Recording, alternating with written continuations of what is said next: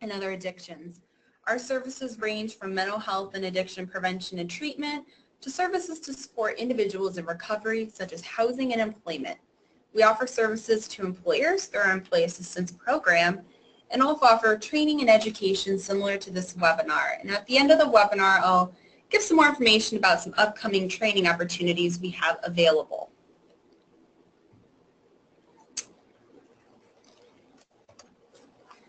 Before I turn it over to Maggie, just to remind you of some housekeeping items. To receive continuing education, make sure that you keep the webinar window open on your computer, and also to engage in the polls. So there'll be 3 throughout the presentation. It's our way to measure folks engaging. After the webinar, actually about 1 day after the webinar, so tomorrow you're going to receive an email from GoToWebinar that will include a link to an evaluation and post-test. To receive continuing education, you do need to complete this evaluation and post-test, but note that it could take up to 7 business days after the webinar to receive your certificate. So there's a little delay there to allow us to actually go in and manually score those before we're able to send off the certificate. So hang tight, but if you have any questions about that, my information will be later in the presentation, so you can always reach out.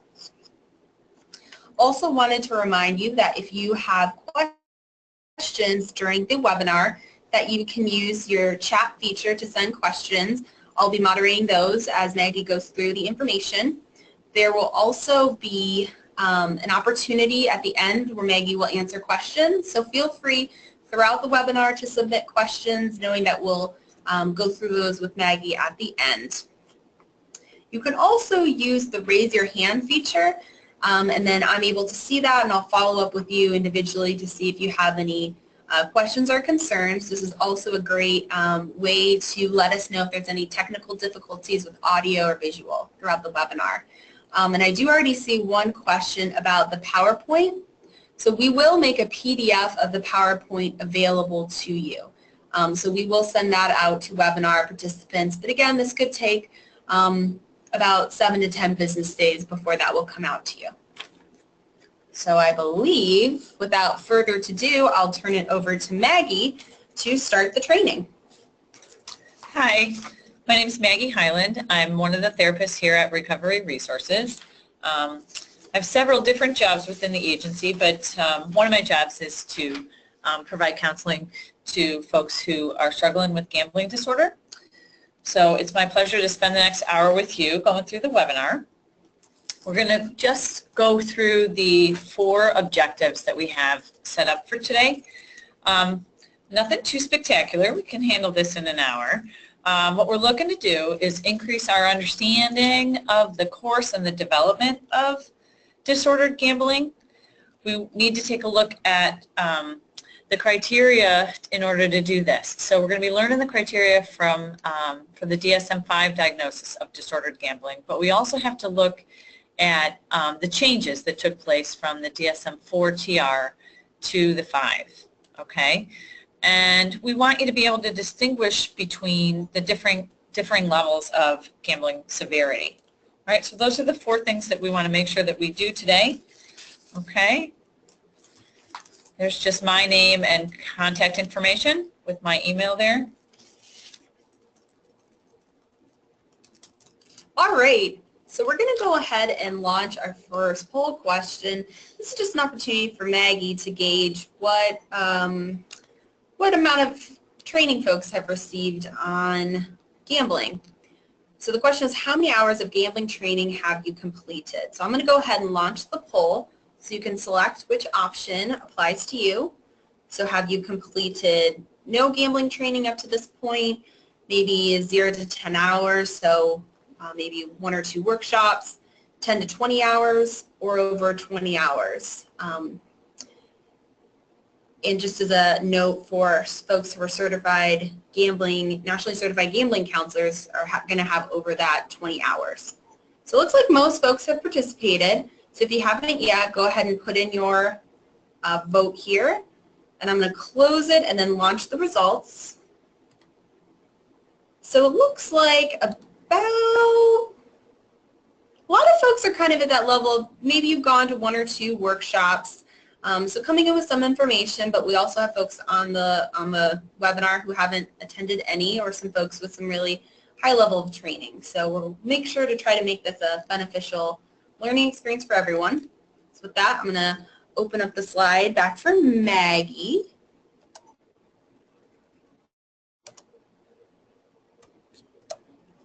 Okay, good. Thanks for participating. That's helpful for me to get just to gauge a little bit of a barometer of where folks are coming from. Okay, so we're just going to start with just overall changes to the DSM. So I'm guessing at this point in time that folks are aware of this, but just in case you're not, the two major changes, right, that have taken place for the DSM-5 is that the multi-actual system has been is been dumped, right? It is no longer what we're using. So, and the second piece is the rearranging of the chapter orders. And I think that this really probably doesn't come as much of a surprise to folks. I think that most clinicians really spent, they paid most attention to Axis 1 and Axis 2. Additionally, I think the chapter orders, they had a lot of feedback that the chapter orders just the arrangement didn't seem to make a whole lot of sense. And so now that there seems to be a lot more thought put into the chronological order of the chapter order, so we're appreciative of that change as well. Also want to give a plug here to the website, the DSM5.org website. It's really, it's been reorganized, and it's really a nice resource for clinicians, for researchers, even for patients. So it includes information on the implementation of the manual. It answers, frequently asked questions, that lists DSM-5 corrections, and it also, the cool thing is it provides a mechanism for folks to submit questions if they have them, and you can actually get feedback. So there's an interactive component to it, which is really, really nice. So as you're, becoming familiar with the DSM-5 and the changes there, it's nice to have a place to get some feedback and get your questions answered when you're starting with something new. Okay, so we're going to jump right into what is gambling, right? Want to make sure that we're all on the same page here. What does it mean? What is gambling? What's the definition? So gambling is risking something of value on an event that's determined mostly by chance, right? There certainly can be some skill involved, but it's predominantly determined by chance. And a person is gambling if he or she puts up something of value, such as money or property.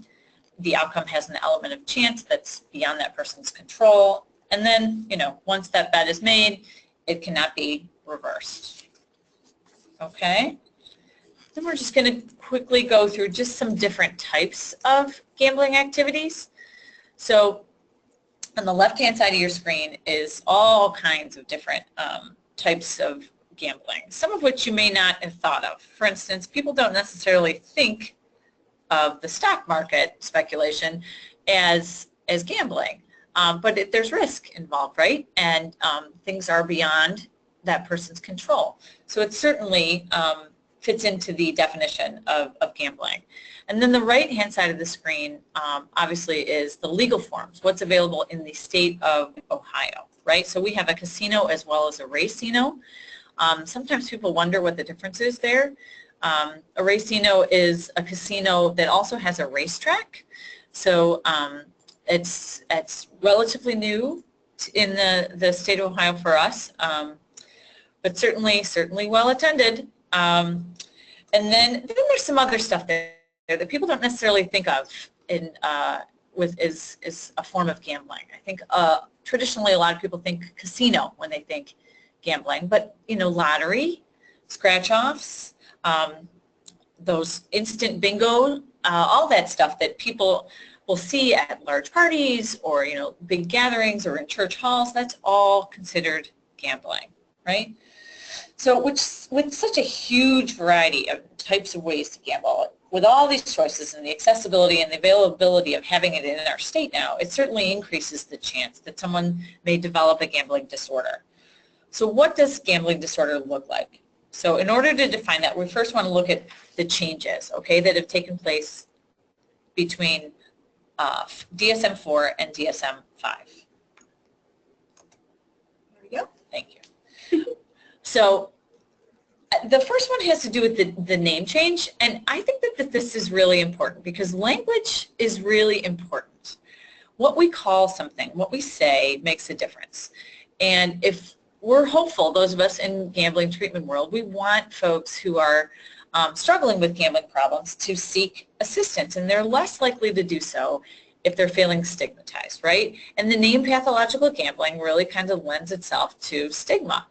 So it's a small change, but I think it's a significant first step in trying to reduce the level of stigma that's associated with gambling disorder. So this has really been a very welcome revision. Secondly is just the location, just the place where it lives in the manual, in the DSM-5. So previously it had been in the chapter, the DSM-4 was in the chapter that was titled Impulse Control Disorders Not Elsewhere Classified, and it was living there along with compulsive hair pulling, which is also named trichotillomania, kleptomania, pyromania, some of these other disorders where compulsion is implied. And I think it's an important difference because compulsion implies motivation, like a need to relieve anxiety, as opposed to a craving for pleasure, which is where addiction comes from. So it's a really important distinction.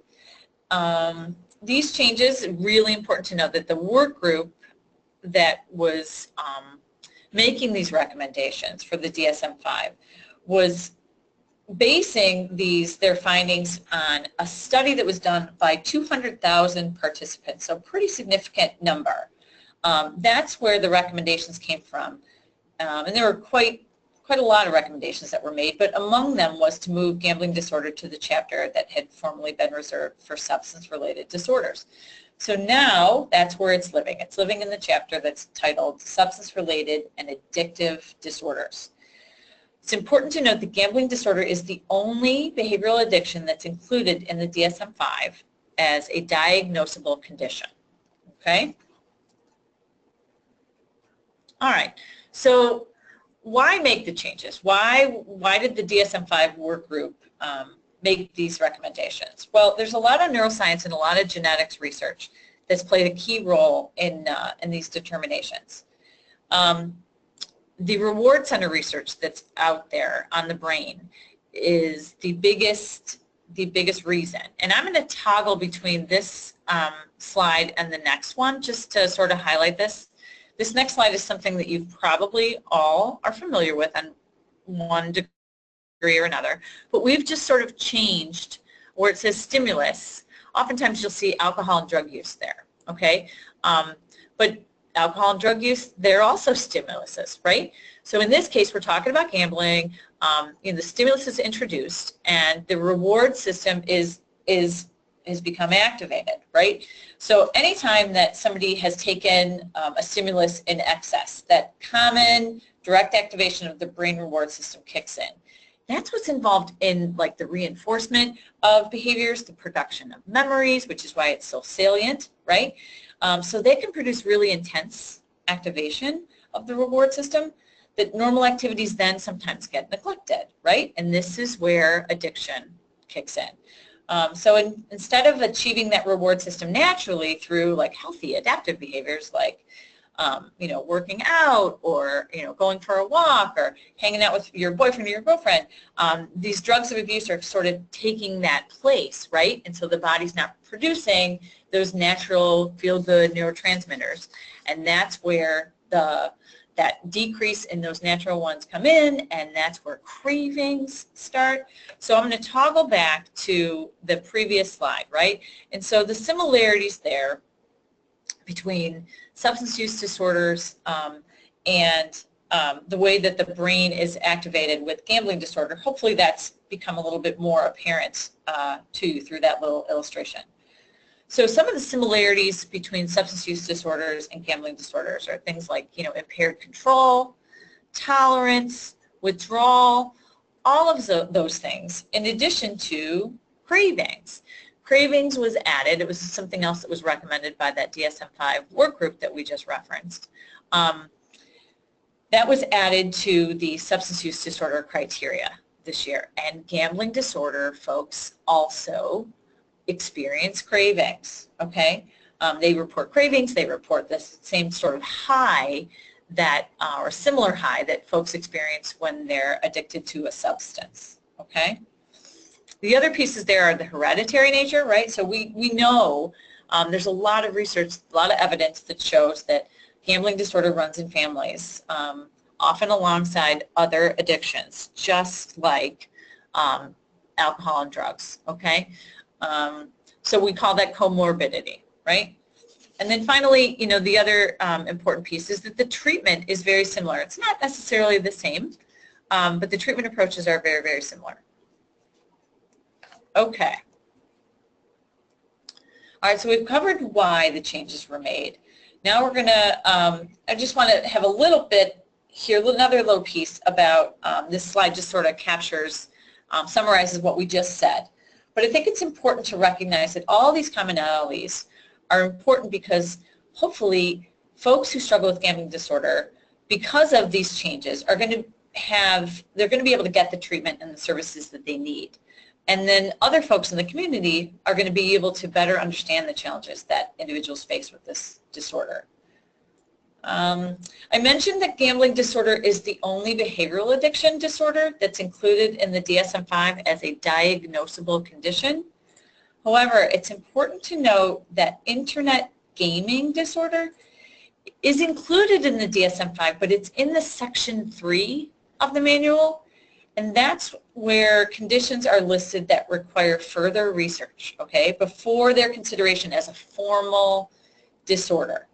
So, you know, internet gaming disorder is a condition that's included to reflect that there's scientific literature out there that's persistent and recurrent use of internet games, preoccupation with them, that can result in really significant impairment and distress. But unfortunately, much of the literature has been done from studies like in Asian countries, and it just wasn't significant enough. There wasn't enough of it. So there needs more money to be put into that research. And I really do believe that eventually we're going to see internet gaming disorder come up, but just so you know, it's in the DSM-5, but it's not a diagnosable condition. It's living in section 3, which is where more research is needed. Okay, now we're going to go through the changes that are actually in the criteria itself, okay? So one major change in the DSM-5 description of gambling disorder is the elimination of the illegal acts such as forgery, fraud, theft, or embezzlement, all right? The reason for that is that no studies have found that assessing criminal behavior actually helps to distinguish between people with a gambling disorder and those without one. Another way to say that, to kind of wrap your head around that, is by the time that individuals have committed illegal acts, they've already met the criteria. They've already met the threshold for gambling disorder. So it didn't help to differentiate, okay? Because oftentimes, you know, what do we know about illegal acts? Illegal acts are another way of saying, you know, that somebody's being less than honest, that people are withholding, that they're lying about something, all right? And there's text within the DSM-5 that references that the criterion is related to lying to others to cover up the extent of one's gambling. So it does mention that illegal activities are one potential form of lying, but that isn't a standalone criteria in and of itself anymore. Okay? All right, another change in the criteria is preoccupied with gambling was the language before, and now it is often preoccupied with gambling, right? May seem like a little bit of semantics, but it's really just to clarify that people don't have to be obsessed with it. It's not necessarily constant, like all the time, but often. It's there often, okay? Another language change in the criteria is gambles as a way to escape from problems has been changed to gambles when feeling distressed.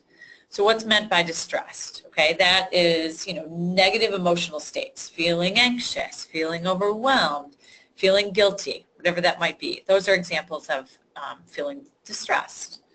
And then that third one, the final one on this slide, chasing one's losses is clarified now as the frequent and often long-term chase, right? So what's important to know there is that, you know, there's lots and lots of folks who can gamble without it being a disorder.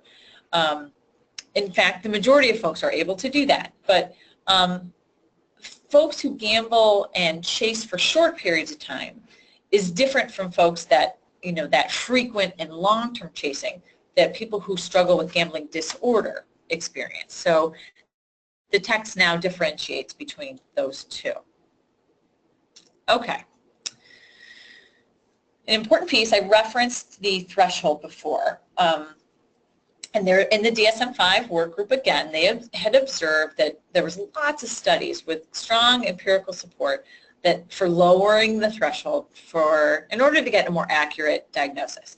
So the threshold's actually been changed and lowered from 5 to 4 criteria, okay? Which is kind of interesting because the, you know, as we said, that this is living in the substance-related and addictive disorders chapter, and there was a change in that criteria for substance use disorder. The threshold was increased. It went from 1 to 2. So just interesting. The threshold was increased for substance use disorder and decreased for gambling disorder. And there's lots of studies and research to back up the reasons for that. Okay. All right. Additionally, a time frame has been added. It's really kind of remarkable that in the DSM-IV, there was no time frame at all. So previously, you know, if a person had, say, 2 criteria, and that 2 criteria had 2 symptoms, you know, a year or 2 ago, and then they had maybe 2 criteria, meeting 2 criteria had 2 symptoms this year, under the DSM-IV, they could have been categorized as pathological gambler. That is not the case now. It has to be within the last 12 months, within a 12-month period, okay? So it's important to note that time change. Okay. We have our next poll question coming up now. Great. So we thought this would be a good question to gauge how many folks have experience treating gamblers. So just a quick one here. Have you ever treated a problem gambler? So we're looking more if you've treated someone specifically for their gambling problem, not a situation where maybe you're seeing an AOD client and you're noticing gambling as well. So it looks like most folks have participated. I'll give you one more second, and I'm closing the poll. Speak now or forever hold your peace on the poll. And I'm going to launch the results for me and Maggie to see here. So it looks like yeah. So there's a majority of you who have not yet treated a problem gambler, which kind of makes sense that that's on the heavier side there on the no, based on the number of hours that people have had in terms of training, so that matches. So that's good that you're coming in today to do this webinar so that you can have a little bit more knowledge and become more familiar with the criteria before you begin to treat problem gamblers. Awesome. Okay, thanks for that participation. So here is the criteria. This is the first half, okay? There are 9 criteria for gambling disorder. So the first part, which is criterion A, just persistent and recurrent problematic gambling behavior, right, leading to clinically significant impairment or distress. And people have to have 4 or more of the following 9 criteria, and again, in that 12-month period. So the first one, needing to gamble with increasing amounts of money in order to achieve the desired excitement. What does that sound like? That sounds like the similar definition to tolerance under substance use disorder, right? Again, this is where we're highlighting some of the similarities between substance use disorder and gambling disorder. 2 is restless or irritable when attempting to cut down or stop gambling. So, you know, just having that conversation with folks, like, what's it like for you? What is your mood like when you're not gambling, right? That's a way to get at that criterion for maybe somebody who's looking to do the assessment end of things. The third one has made repeated unsuccessful efforts to control, cut back, or stop gambling. So repeated, essentially that can be open to interpretation, but more than once, right? So have tried and not been successful more than once to control, cut back, or stop gambling. Here's that one we referenced earlier, that often preoccupied with gambling, so doesn't have to be obsessed with, but really persistent thoughts, or maybe reliving like past experiences, or fantasizing of what it's going to be like when they get to go to the casino again, right? Or really spending a lot of time thinking about ways to get that money so that they can gamble, okay?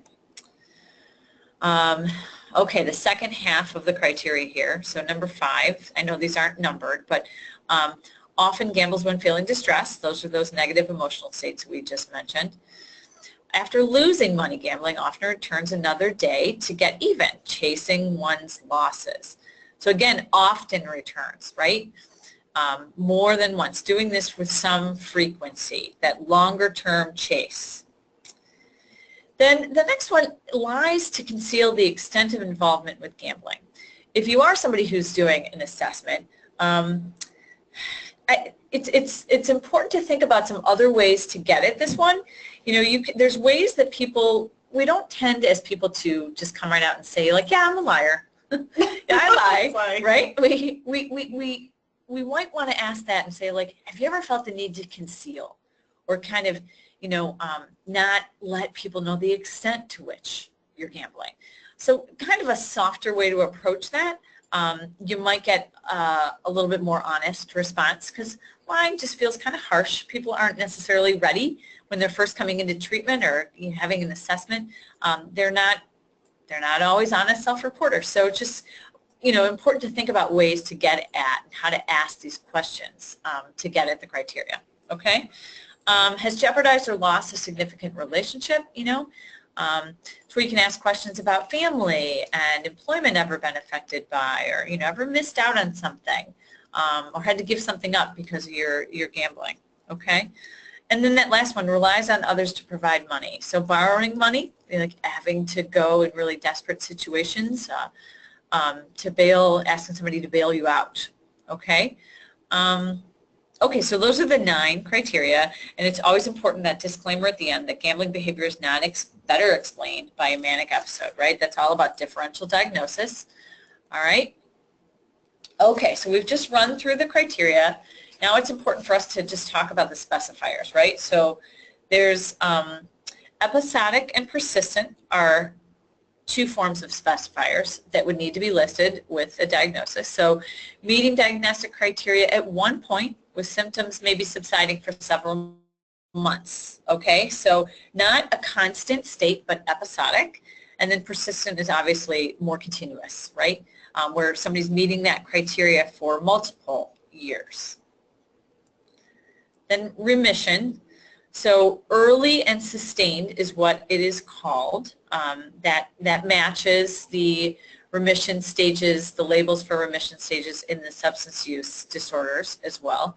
So early is after meeting the criteria previously, that now none of them have been met for more than 3 months but less than a year. So that window between 3 months and 12 months, okay? That if not meeting criteria, then somebody is in early remission from gambling disorder. And then sustained remission is more than 12 months, more than a year. All right. Now we're looking at the specifier for severity.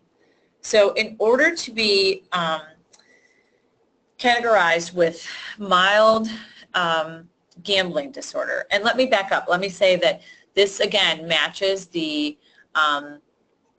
substance use disorder. Everything's measured, looked at on a spectrum. I kind of like this about the DSM-5 because I feel like this is kind of who we are as people, right? We're human beings, we're fluid. There's a lot of research that shows that people can move from, say, mild to moderate and moderate back down to mild, or at some point in time they might have met criteria for severe, but now they're meeting criteria for moderate. That happens, okay? So I like that it's on a continuum. So if you've met 4 or 5 of the criteria for gambling disorder, then it is a mild diagnosis, all right? That's the specifier there. And you'll often see that when folks are endorsing preoccupation and beginning to chase their losses, okay? Moving into moderate would mean somebody's met criteria 6 or 7 of the 9 criteria, and then severe is 8 to 9. So that's where you really see a lot of relationships and careers that have been lost or are being jeopardized, really relying on other people to help bail them out of really severe situations. Okay? All right, so those are the specifiers for severity. We just want to give you a website here. So if you're interested, you want to get some more information, you want to read in your free time, and just become more educated as you're beginning to prepare yourself to treat problem gambling. So this site, NCRG, is the National Center for Responsible Gaming.org. All right? A lot of helpful information on that site that I would encourage you to look into as you're educating yourself. Okay. Now we're going to talk a little bit about a concept that was introduced by Dr. Robert Custer of the VA. He also happens to be the man who coined the term compulsive gambler back in the 1970s. This is, please hear me, this is not a diagnostic tool. This is not the way that all gamblers progress through their disorder. This is meant to be like an easy map, so to speak, or just a way for you to kind of wrap your head around, you know, how a progression may happen for some folks. And this often happens for a lot of people, but just please hear me that this is not true for all gamblers necessarily. But just this concept of moving from an early stage through middle and chasing stage into late stage gambling, okay? As we said through one of our criteria for the objectives, rather, was talk about the course and the progression of gambling disorder. So this is one way that we're kind of breaking that down, okay? So the first phase is maybe labeled as an early stage or a winning phase. You may see that in print in one of those two ways. So it's often common, again, doesn't have to be, but it's really common for folks who struggle with gambling disorder that they had somewhere along the way, early on, they had a big win, okay? And a big win can be very subjective. Let's say you have a kid who maybe mom or dad bought them a scratch-off lottery ticket and they won $50. Well, if you're like an 11-year-old kid, $50 is a really big win, right? So a big win is a very subjective, but that is oftentimes kind of lays the groundwork for folks. So when you have that big win, geez, it's, you know, it feels really exciting, there's a lot of fun, and people have, you know, a really positive view then of gambling at the beginning stage. What's important to know, though, is that folks who end up being diagnosed with gambling disorder, they often will tell you that they began to believe that maybe they had a special talent, right, or that the winning would continue for them. So consequently, they begin to spend, you know, greater amounts of time gambling. Okay? All right, so that's often what you see in that first phase. The second and third phases might be categorized as the losing phase 1 and losing phase 2, or sometimes you might see it as the middle stage and then the chasing stage. So that middle stage is where, you know, losing begins to take the place of winning, right? So folks are beginning to lose more often than they're actually winning. And then that chasing phase is where the losses really begin to stack up. And oftentimes, this is when the gambling behavior starts to spin out of control for folks. And then the fourth stage, late stage, or sometimes referred to as a desperation phase, that's when the gambler may become really overwhelmed, right? Extremely emotional. You know, financial problems, relationship problems. This is where you might see criminal behavior popping up. So this is where folks oftentimes, you know, are getting divorced, are losing their jobs, maybe getting arrested. There can be a lot of shame, a lot of guilt, and yet they're not able to stop on their own, okay? This is oftentimes, too, where you'll see suicidal thoughts and suicidal attempts. So if you don't know this already, it's really important to know that there is a really high risk of suicide that goes along with gambling disorder, an exceptionally high rate. So it's really important when you're treating problem gambling to consistently check in with folks about suicidal thoughts. Okay? All right, so that was kind of a quick run through of the stages of gambling disorder, and it is now time for another poll question. Great, so we're going to launch the poll here. Just to see what folks' thoughts are on this, what treatment or which treatment modalities would be most effective with a problem gambler? And you'll notice this poll, you can choose more than one option, so feel free to select all of the treatment modalities you think would be a good fit with a disordered gambler. Looks like folks are answering this one a little slower, so I'll give folks a second or two more to respond. I'm going to go ahead and close this now. Thank you for those that participated. We're going to share this. So Maggie, your thoughts? Okay, so yeah, this is really important that you guys get it, that motivational interviewing and CBT don't have to necessarily be done mutually exclusive of one another. There's a lot of research that shows that using MI and CBT together is the most effective way, one of the most effective ways to treat problem gambling. There's evidence-based modalities there. And for those of you who are familiar with MI, you probably know that MI kind of grew out of the need for getting away from traditional confrontational style. So you really don't get much good happening with that traditional confrontational style. So even though you guys haven't had a lot of training, you are a smart bunch. Smart group. Heard it first from Maggie Hyland. Smart group. Okay, so we're just going to touch on some assessment considerations. We don't have a whole lot of time to go through assessment stuff and treatment stuff here because our focus is predominantly on the criteria and getting you familiar with that. But obviously, the clinical interview is a huge part of the assessment, like how you approach that. And just the fact that you know about motivational interviewing would lend itself to, that style would lend itself to a good clinical interview. Okay? Gathering collateral information is always key because, again, we know that sometimes people withhold information when they're self-reporting.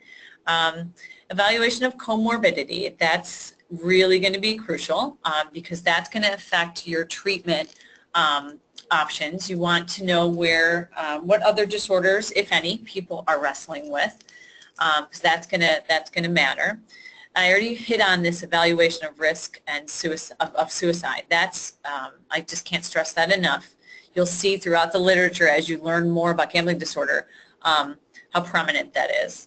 And then anytime somebody's coming in for the first time for an assessment, you're wanting to check in about neuropsychological testing and just make sure that everything's cognitively intact there. And then moving on to treatment considerations. So it's important for group availability. You never know what's available in your area. So we don't have a group going on right now for folks for gambling disorder. We have all individual counseling happening here at Recovery Resources, but those of you at other agencies may have groups going, which is fabulous. We hope to get one up and running here soon, but you just want to see what's available in your area. You want to be aware of what resources are available that you can refer folks to for groups. Same thing with GA, 12-step availability. So Gamblers Anonymous is certainly going to be a component of treatment. And then, honesty is a big piece of this, like where people are in their level, in their willingness to be honest with themselves, to be honest with others. That's going to speak to the stage of change that they're in, and the stage of change is going to impact, again, your treatment and what modality you're going to use, okay, and how you're going to approach them. The financial management is always a piece of this, right? That's a piece that can be significantly different than substance use disorder for folks. And then building that relationship, obviously, the rapport, that you're needing to establish and maintain throughout is a big part of treatment. So there's a lot of pieces to consider as you're treating the problem gambler. One of them is to find out from them what establish meaning for them. What I mean by that is things like, what are they getting from this? We're actually going to go into just a little bit more detail in the next couple of slides about meaning and triggers, because you're going to want to come up with a relapse prevention plan, together, collaboratively. Again, that motivational interviewing team-oriented approach. You're going to want to be working on developing coping skills, as well as helping them to manage their cravings, working through denial, defenses and irrational thinking. That's where you can see CBT popping up here, right? Cognitive behavioral therapy. That's where irrational thinking comes from, and the defenses and the denial piece. So again, that MI and CBT really go hand in hand, okay? And then just break down the meaning part a little bit.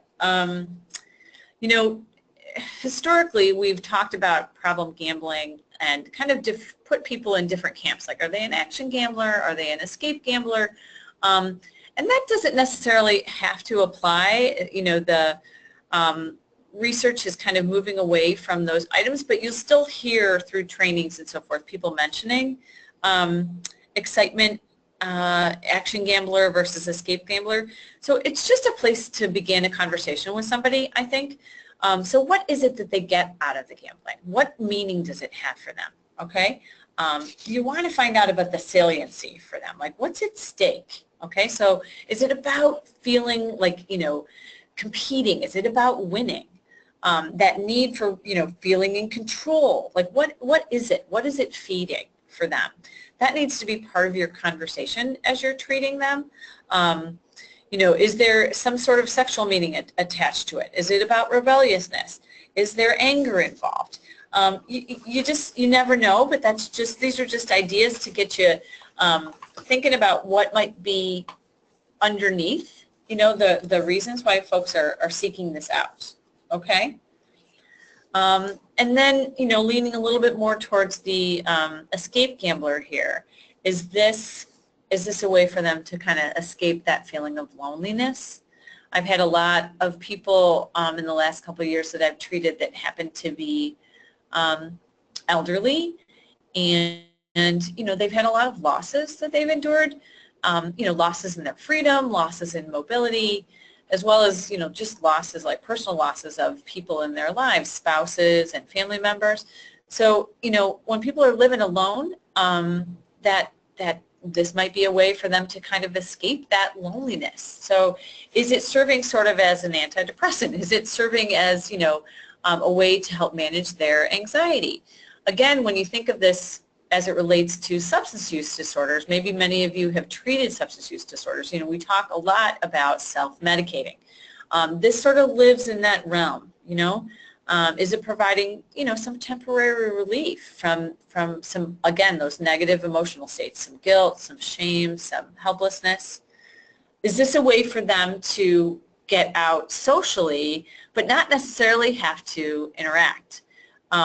People can sit at slot machines and feel like they're, outside of the four walls of their home. They don't have the pressure of having to interact with other people. So there can be a lot of meaning there for them. So you're going to want to ask those kinds of questions, right? What are they getting from it? What's at stake? What meaning does it have for them? Something else we like to ask is something like, what's your relationship with money? What does money mean for you? That can be a really big window for you as the clinician into learning, what it is that motivates them to return, okay?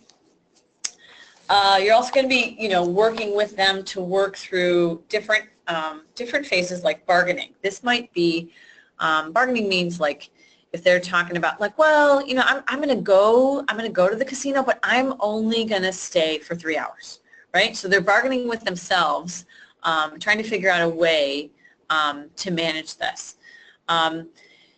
Again, in treatment, you might be working through a lot of strong emotions. There might be a lot of family anger there. There's definitely likely to be a lot of financial problems, a lot of trust that has been broken oftentimes by the time people come into treatment.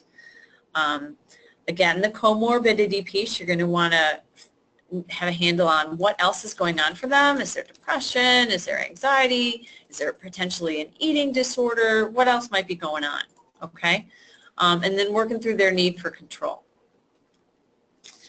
So a quick little slide about the treatment approaches to gambling addictions.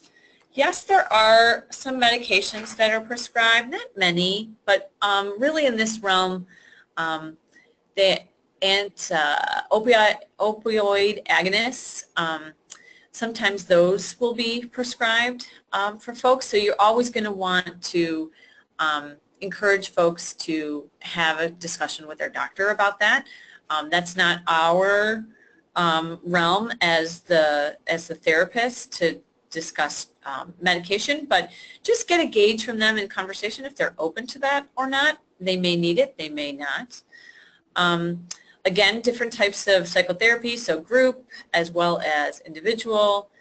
That 12-step, so Gamblers Anonymous, is a great asset that's out there for folks. We want to encourage people to utilize that. Family therapy, that can certainly be done. Residential treatment is sometimes used. There's not a whole lot of residential options, certainly locally for gambling disorder. Hopefully that'll change in the near future. But then just some other quick pieces here, some brief interventions as well as the prevention world. There's a lot of information out there that people have access to, and you're going to want to encourage them to go on, get books. They can read up about their own disorder, like 12-step self-help books can be really helpful as well. Okay, I think that brings us to the end of the content slides, and we're just quickly reviewing here what the webinar objectives were. So hopefully you feel as though we hit all of those. We certainly tried to, but that's the end of content. Great. So we have here Maggie's contact information again if you have any questions that we're not able to answer in the Q&A. So I'll go ahead, if you have questions, go ahead and send them in the chat. I'll be monitoring those and send them along to Maggie. So one question we already had in the chat with regard to any age-related criteria. So can the diagnosis for disordered gambling be applied to people, young people, essentially, youth? Yes, there is. It can be applied to youth. There is not, as it stands right now, there is not separate criteria for the youth population. That may bear out differently as we move through. Research would have to dictate that, certainly, but yes, the criteria would be applied the same. Great. So someone asked if there's any movies that demonstrate the criteria. I know of one, Owning Mahoney. Right, that's the one that I'm most familiar with as well. Yeah, it's with Philip Seymour Hoffman, unfortunately, who has left us. He's deceased now. But yeah, Owning Mahoney would be a good movie for you to rent or pull up on your it's out there. Netflix. Yeah.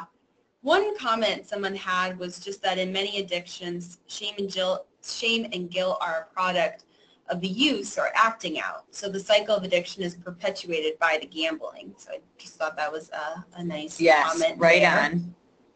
Unfortunately. Yeah, let's see if I have any other questions. One person asked if we could go back to the slide about persistent. So the criteria? Yeah. Sure. And maybe just speak to that or kind of just have it on. And those slides, I think I saw it go by. Oh, did I already pass it? Because it was one of the Going specifiers. too fast. There you go. I think it was, maybe this is the persistent. Is there one of the specifiers? Oh, okay. Okay. So the question is, Just about, they just want to see the slide again, so I think we can Okay. stick to the slides in here with the diagnostic criteria and these specifiers.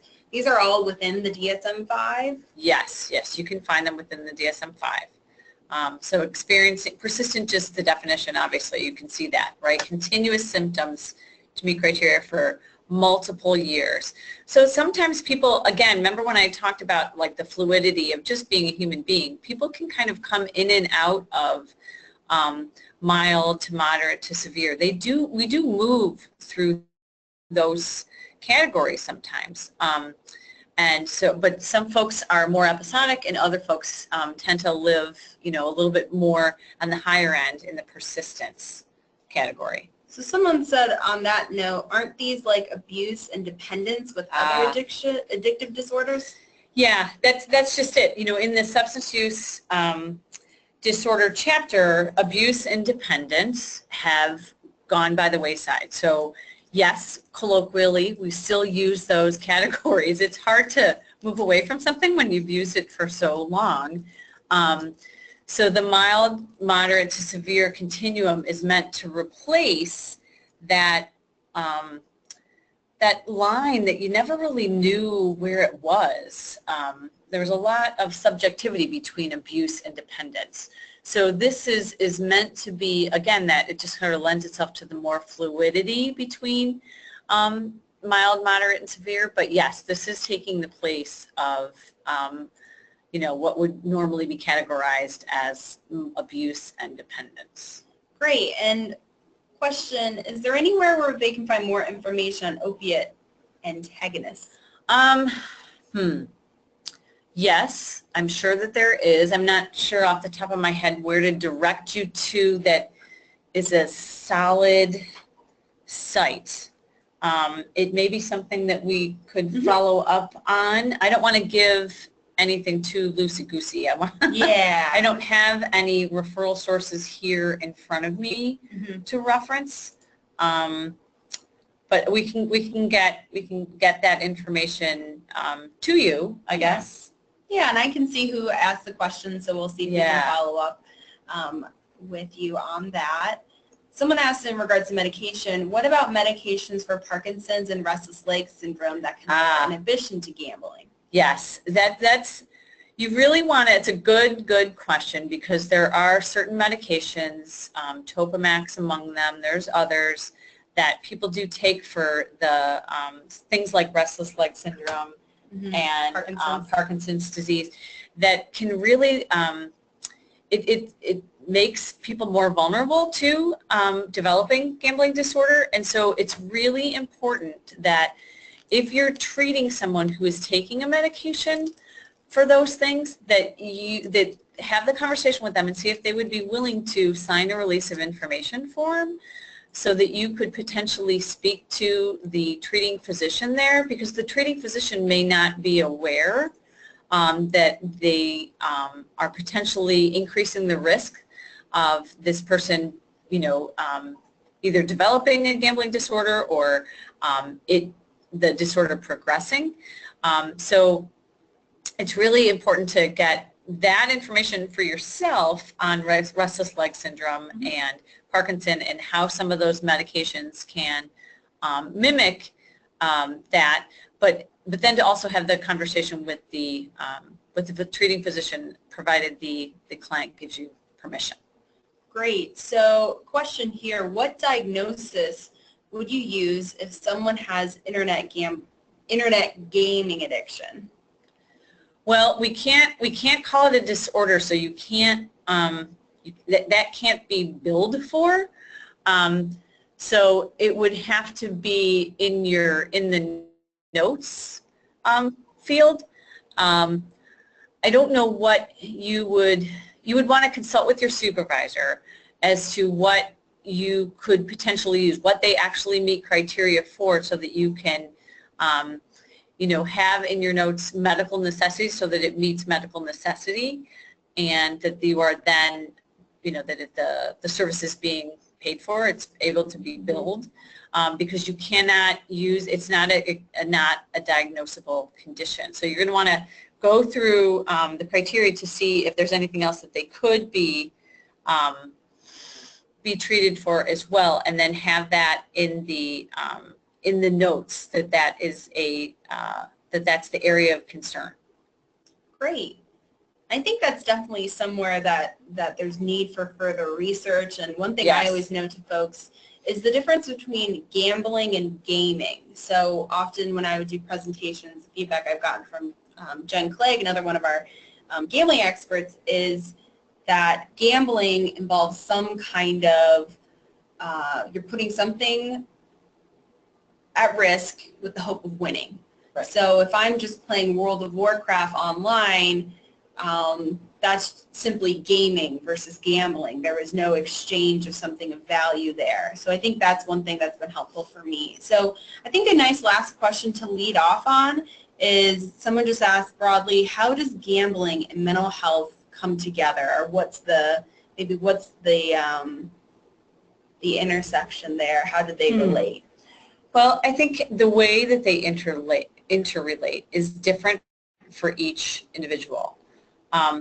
But it's very common for folks to be struggling with something. In fact, I don't think that I've treated yet somebody who's struggling with gambling disorder who is not struggling with another mental health diagnosis, be that anxiety, be that depression, be that an eating disorder, substance use disorder, a sex addiction. It's just so very common. So it's hard to, I can't point to one thing where there's overlap. There's so many places where it may overlap. But I guess the general way that I would say that is that people are using it as a way to cope, right? It's an unhealthy coping mechanism. It's not an effective means of coping with whatever that negative emotional state is. And as human beings, we don't like to be uncomfortable. So we seek ways to, to be comfortable, to feel better. And this gambling is one way to do that. Substance use is another way to do that. Eating is a way to do that. Sex is a way to do that. So that's what I would say is it's I guess the bridge that I would say is the most common is just that it's a ineffective, unhealthy way of coping with, negative emotional states. So we are at 1 o'clock, but I did want to bring one quick question to Maggie. Someone asked, does harm reduction have a place in treatment? Yes, it absolutely does. We didn't get to that. Thank you for asking that. That is a huge difference in the literature between substance use stuff, although that may change over time, and I think it will. But yes, harm reduction is absolutely a viable option because you want to meet, again, motivational interviewing here, you want to meet the client where they are. And if they may come in and not be wanting to abstain completely, they may want to have some, learn some ways to manage and just reduce the amount of harm that they're inflicting financially or emotionally on themselves and their family members. And that is a legitimate treatment goal, harm reduction. Great. So before we go, just to share some resources, future trainings with Recovery Resources, the recres.org/gambling CEUs is where you can find all trainings related to get gambling specific continuing education. Our Training Institute includes a variety of different trainings. Some of our popular programs include our supervision series for those pursuing supervision credentials. We're offering this year some cultural competency trainings on working with the LGBT community. So I'm really excited about those. So again, for more information, it's recres.org/trainings. And just a reminder to stay connected with us on our social media sites. Recovery Resources is on Twitter and Facebook. We post information about the agency, upcoming trainings, upcoming other events. So again, a great way to stay connected with us. There are some specific trainings I wanted to share here in Cleveland and in Columbus. I know we have folks from both areas. We have our Gambling and Cultural Competency training with Dr. Deborah Haskins, as well as then in May, our Gambling as a Co-occurring Disorder training. So that's the